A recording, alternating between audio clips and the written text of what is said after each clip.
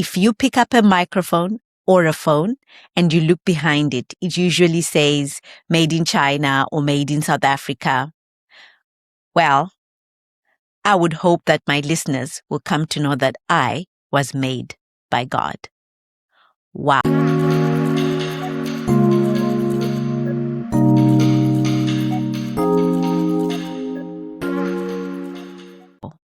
So welcome back to HUMHR Career Insights. This is Batje Chibafa and this is Batje's Take number 12. My conversation with Rudo Kayombo is a two-part episode because there was just too much in it to cut. And this take is about the one thread that ran through every single answer she gave me. Her faith. Not cosmetic faith. Not faith as a decoration on a CV. Not faith as something you mention just to sound principled. Rudo's faith is her operating system. And she told me that her Clifton strengths, one of her Clifton strengths talents, in fact, the number one Clifton strengths talent is belief, which is where you align your purpose with your passion and the things that you do. So Rudo's faith is her operating system. It's her DNA. It's how she made her career decisions. It is what kept her steady through the biggest transitions of her working life. And it's what's holding her now, in the middle of a season where the title is gone, the big car is gone, the paycheck is smaller, and her 90-minute conversation with me was spent looking so peaceful.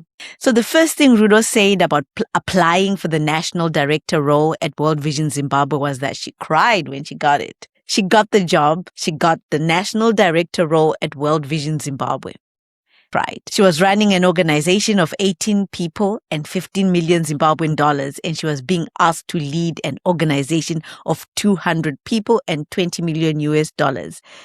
She said on mic, and I'm quoting her, "Lord, will you call me to this big organization to shame me?" And then she took the job. She did not take it because she was ready. She took it because she had done a study on Exodus and came across a passage where she realized that when we hold on to something, God will wrestle it out of your hands. That is not career strategy. That is surrender. And it produced a career that ran for 25 years across 4 continents. The second thing that stood out to me was her own phrase for how she led. She said, "Send me people." So her first year at World Vision Zimbabwe, she was hit with a humanitarian response she had never managed. Her answer was not to pretend she could handle it. Her answer was to write to World Vision International and say, "I have never done this. Send me people." And she says 25 expatriate staff arrived overnight. The organization grew from 200 significantly in 3 years. And her line to me was this: it became one of the most successful responses in our history, because we started by saying we needed help. That is the opposite of what most senior leaders are taught. They are taught to project certainty, confidence. And that's actually something that I have found with AI that we need to be careful about. AI can give you very confident answers, but are they correct? Are they factual? You have to fact check AI when you use it. So Rudo's faith gave her permission to project honesty instead. And honesty is what scaled her organization. The third thing, and this is the one that,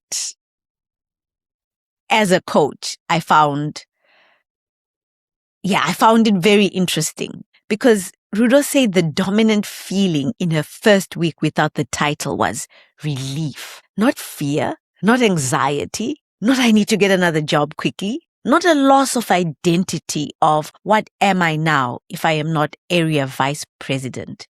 Relief. She did say, though, she had had one hard night, one Sunday night, where she asked God, "What did I do wrong?" And the very next day, a cousin of hers sent her a message that said, "Rudo, God is saying, seek him first in the season, and the other things will be added." She did not have to construct peace. She received it, because she was rooted in something that did not depend on her calendar. And a career transition looks the way it looks because of that rootedness. One of the things that I always say to my coachees when we are working through career transitions is you have to have something that grounds you, something that will ground you through this transition. If it's job searching, you need to have that rootedness, something that will ground you every day and keep you going. I regularly work with people that are going through career transitions, and I want to give you 3 things that you can try if you are currently going through a transition. Number 1, write down your operating system. Not necessarily the value statement that we do during the values and motivation exercise, but what is that core thing that keeps you grounded, keeps you rooted? Your operating system. The thing that actually drives your decisions when no one is looking. Is it fear? Is it proving something? Is it faith? Is it family? Name it. Because you cannot transition well from an unaudited foundation, an unexamined foundation. Number 2, the next thing that you can do, practice saying, I do not know out loud at least once a week. It is such a struggle for us, I know, to say, I don't know, because we are taught that you have to know. And in this fast-paced social media, trending society that we live in, where everything appears to be successful, where people very rarely show the failures and show the successes, we struggle with saying, I don't know. Now we need to practice that. That is actually a strength, to say, I don't know, because then you can learn, because someone can show you if they know, because you can go out and research, you can look for a book. So that's it. Practice saying, I do not know out loud. Rudo's career grew because she said it in front of her own staff and in front of the global office. The people who cannot say it out loud, they hire smaller teams around them because they are protecting an image. The people who can say it out loud hire better than themselves and watch their work multiply. The third thing that you can do, before you leave a big role, build someone under you who can do it. Factor in a succession plan. And think, okay, I plan to either be promoted or I plan to leave this organization in 3 or 4 years' time, and build in a succession plan. Mentor, coach, train, build someone under you who can do it. And that was Rudo's final piece of counsel to anyone in a senior NGO seat. Do not be comfortable being the one chief. Build the pipeline. Leave the legacy of people, not the legacy of yourself. So if Rudo's story stirred something in you, go and watch the full conversation. It's in 2 parts on our channel. Part 1 is the grounding, her early career in the NGO world. And we talk a little bit about her career as a lawyer in Musasa Foundation.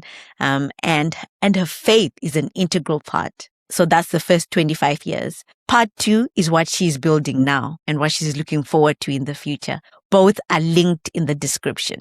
Before you go, subscribe to HUMHR Career Insights so you don't miss the rest of the season. If you're in transition yourself, DM me on LinkedIn or head on over to humhr.org to book a conversation. That's the work we do. I'm Batje. This has been Batje's Take number 12. Until next time, stay in